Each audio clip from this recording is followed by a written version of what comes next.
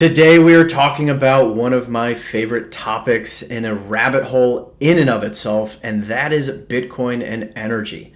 But I'm not seeking to convince you that Bitcoin is merely not that bad or even neutral with regards to the environment. But rather, today's video will demonstrate why Bitcoin proof of work mining is uniquely good. Buckle up, let's jump in.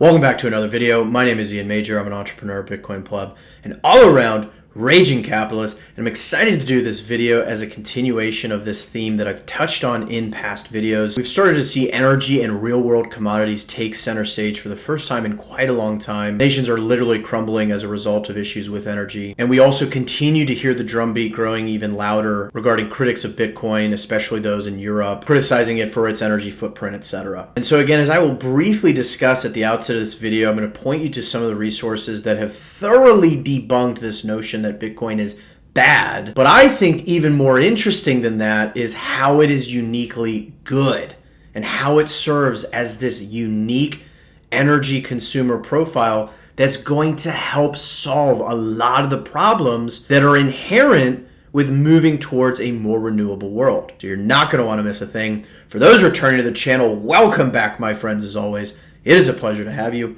And for those new to the channel, I welcome you as well. If you like this type of content, I invite you to consider subscribing and join us in our growing merry gang in cyberspace. I cover all manner of Bitcoin related content, including a whole slew of tutorials on how to acquire Bitcoin, secure your Bitcoin, privacy best practices, running your own node, as well as various tangential topics such as today's video. With all that out of the way, let's go ahead and jump into the meat for today.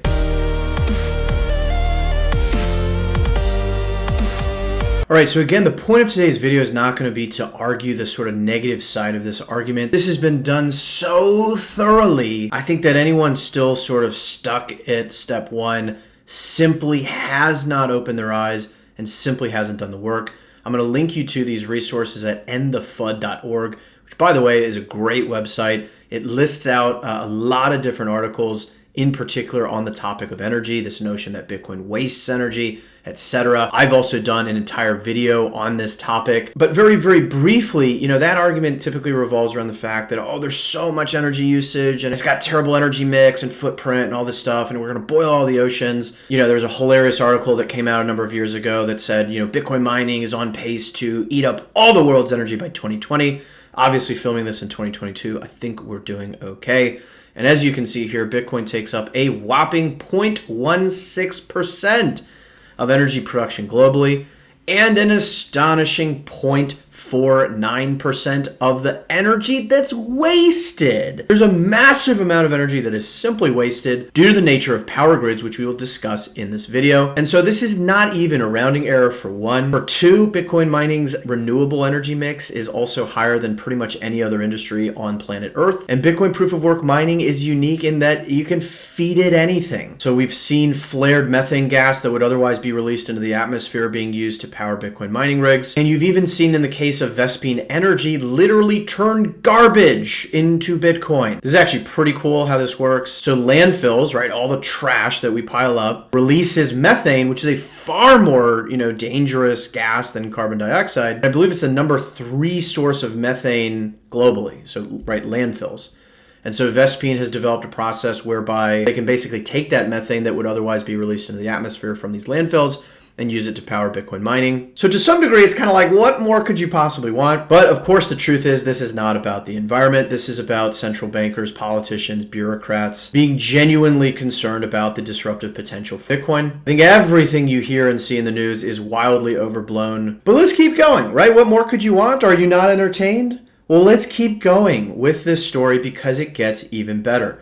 So for the rest of this video, I want to focus on Bitcoin as this really unique energy consumer that is uniquely positioned to solve a lot of the problems that are standing in the way of moving towards more renewable energy over time. And so one foundational principle that I feel disgusted I even feel the need to establish is the fact that energy usage is fundamentally intertwined with human prosperity. In fact, it is everything. Everything you have in your entire life ultimately comes back to energy, all of it, everything. And we can see that relationship here. On the x-axis, you have real GDP per capita.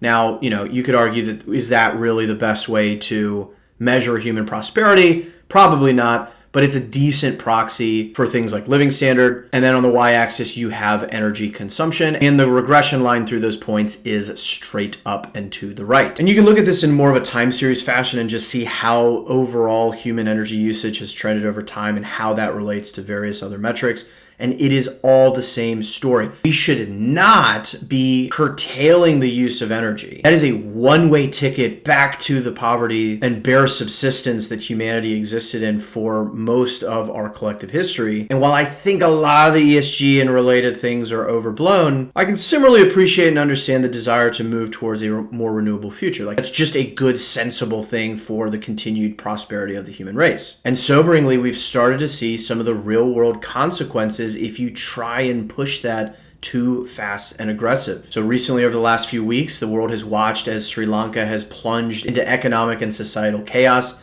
And the origin story of that is they were advised by the World Economic Forum, Klaus and his minions, and they aggressively cut synthetic fertilizer and pesticides because guess what they're made out of? That's right, they're made out of fossil fuels. And so in a vacuum, you may think, well, that's good, right? Like, we don't really want pesticides in our food and things like that. And while that's certainly true, the negative outcomes here have vastly, vastly outweighed that. So basically what happened was their rice production went down by, I think, 50%. They suddenly had to start importing more food, so their foreign reserves were coming down.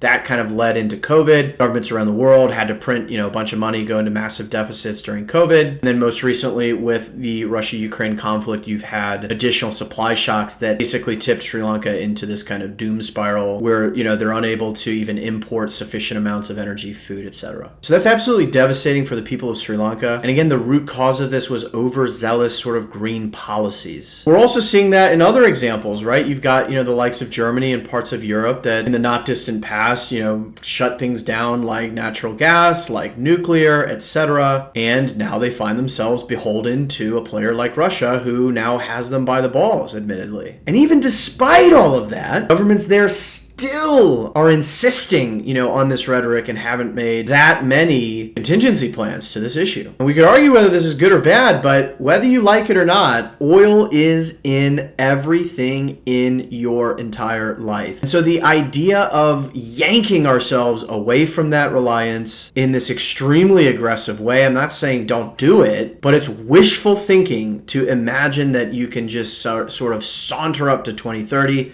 and, have whatever the emissions goals are, right? Like, it's just not going to happen unless you want to plunge the entire globe into abject poverty in order to accomplish that. And again, we should be working towards a renewables world that is obviously good for the continued sustainability of the human race. It's going to be a very important step to get up the Kardashev scale. But to some degree, I don't even care about the merits or argument of that, because one thing is very clear, and is that politicians are going to continue pressing this agenda nearly at any cost. And so let's take that as a given, regardless of where you stand in that argument, right? Like, we are moving towards a world where renewables will become a bigger mix of our energy profile. So the question becomes, how do you incentivize and enable cheap, abundant, renewable energy? And how do you incentivize the generation of enough of it to avoid this huge push by politicians being catastrophic to their citizens? To understand that, we first need to understand the nature of electric grids.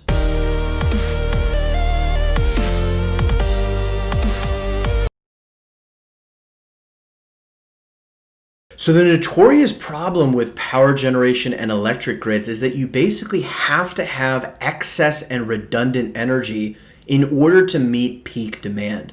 So this is a good example that you can see in the diagram here of what a typical electric demand profile might look like, where naturally you're going to have lower usage in the middle of the night, and you're going to have higher usage near the end of the day when people are coming back from work. And so you can quite easily see the problem, right? Like, I need to have enough power supply to meet that peak demand, even though the kind of base level would be much lower than that. Excess energy always needs to be available. This problem is greatly exacerbated when you start to introduce a higher mix of renewable energy sources, and it is because things like wind and solar are intermittent. Not every day is sunny. Not every day is windy. And you can see that difference demonstrated here. So this takes a day in March of 2017 in yellow/orange here, and then the immediate next day in gray. And you can see the midday demand for the power grid is a lot higher when it was the cloudy day. And it was a lot lower when you had the sunny day. So this compounds the problem, right? Now you need to not just overbuild by a little bit, you need to overbuild by a lot because of this intermittent factor. So you need a lot more redundancy, and this is why the economics of renewables have taken a lot of time to ramp up and why they've required a lot of government subsidies to even be economical in the first place. Because this just breaks apart otherwise. Like if you have too little energy production, that's obviously really bad, but there's a problem of having too much energy production as well. So maybe you have a super sunny, super windy day that produces such a surplus of energy, such an excess of energy, that energy prices in that grid can actually go negative. So that's a pricing signal that gets sent back to energy producers, right? There's a negative pricing signal that's going to stifle the investment in renewable energy production that would otherwise occur. And this is again why you need kind of forever subsidies to really bootstrap this up. So power grid operators need what's called dispatchable energy in order to help load balance between demand and supply. And this is often something like natural gas that can be dispatched readily on demand. Now, a lot of people talk about batteries, and indeed batteries are part of the solution, where if you have that super sunny, super windy day, you can basically put the excess and surplus power into this battery and then release the power when it's actually needed. Even the biggest, most advanced batteries in the world are not a full solution to this. There's a great Twitter thread here from Sean Connell that I will link as part of the description down below. He walks through an example comparing the outcomes between something like a battery and then demand response. So the idea of a demand response as an alternative solution to this problem is that it helps fill the valleys, right, that you can see in the top right here. It's a source of demand that is intermittent in and of itself that lines up with the supply. And so this is key, right? If you have this robust demand response, you're able to effectively fill the valley, and you avoid as negative energy prices, you avoid wasting the energy, and that sends positive price signals and improves the overall economics of these renewable energy sources that will encourage additional investment. There's other dispatchable energy sources. Hydro is sometimes used for this. Nuclear can be used for this. But again, sometimes these things can take a long time to boot up and boot down, nuclear being a great example. And so you ideally want something that can really nimbly turn on and off, that can plug into these gaps. You can see where I'm heading with this.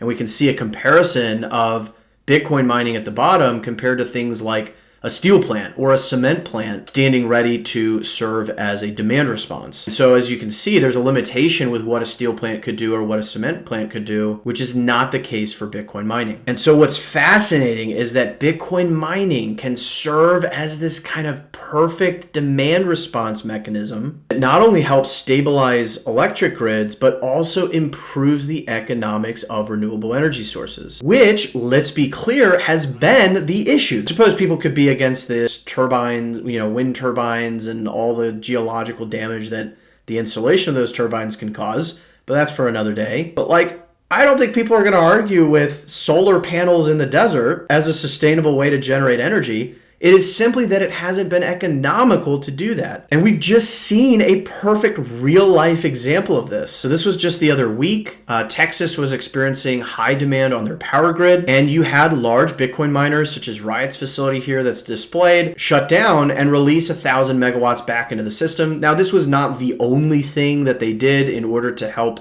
stabilize the grid, but it was a very cool example to see this happen in reality. And the way these big mining operations work is they have insurance products that pay them when they have to put their machines offline. So these Bitcoin miners come in, they agree on these power contracts, and they say, look, give me your lowest possible rate, and I'll be your most flexible customer on all the other terms, right? And then they can use insurance or other financial products to hedge against the times when they'll be offline. So now they're happy to ebb and flow in accordance with what the broader grid is doing. So it improves the ongoing economics of these different operations. But I think what's equally interesting is that it can provide that initial incentive by being the first customer for a new renewable energy site. So this is a generalized graph that shows what is often a chasm between research and development and the commercialization of a new product. Doesn't necessarily have to be a commodity or energy. But what's often the problem is like, okay, great, let's put a bunch of solar panels in the desert, but it's very expensive to build the infrastructure that can then get that energy to a population center, right? These are massive capital investment projects that without subsidies just don't look attractive. No one's going to invest capital in them. No one's just going to lose money because they enjoy that. And so Bitcoin mining, given that it really doesn't require that much infrastructure at all, you can bring those rigs to the energy source and bada boom, there you go. You have demand. And that initial demand can be the difference between a go and no go on a new renewable energy project. There's a fascinating piece by Brandon Quittem called Bitcoin is a Pioneer Species, where he talks about this idea of Bitcoin mining being the kind of first settler in a new area that can help bootstrap new energy sources, which would then bring in, other industrial users, which would then bring in more kind of residential users, et cetera, et cetera, et cetera. Fascinating piece. I encourage you to check it out. I'll link it in the description down below. And so in summary, Bitcoin mining is this incredibly unique energy consumer with features that just no other actor really has. And the implications of this, I think, are really profound when you consider the fact that energy is, as Luke Gromman says, the master resource, right? Everything always comes back to energy. There's a really interesting example from Harry Sudak, who's VP of mining operations, I think, at Grid. And he told a story about, this town that was going to have a hospital put in. And so the power grid and the utility operator invests, millions of dollars into increasing their capacity so that they could serve this large new customer. Unfortunately, the hospital's plans fell through. And so now all of a sudden, the grid operators have invested millions of dollars into capacity that no one is going to use. And unfortunately, they would need to at least pass some of that then on to the consumers or the everyday people who are living there. But instead of the price getting driven up for everyone else, Bitcoin mining was able to step in and sop up that additional demand. And so you didn't have cost increases that got pushed onto folks. So it becomes this energy consumer of last resort.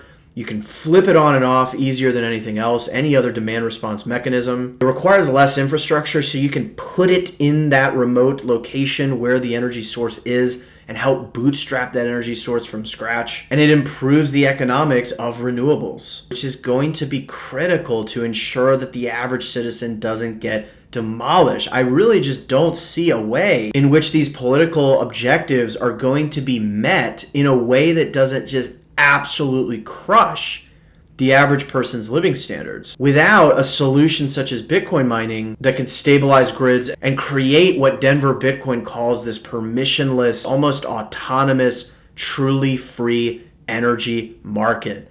I think that is a crazy concept that I'm still even wrapping my head around. With all that, let's go ahead and conclude today's video.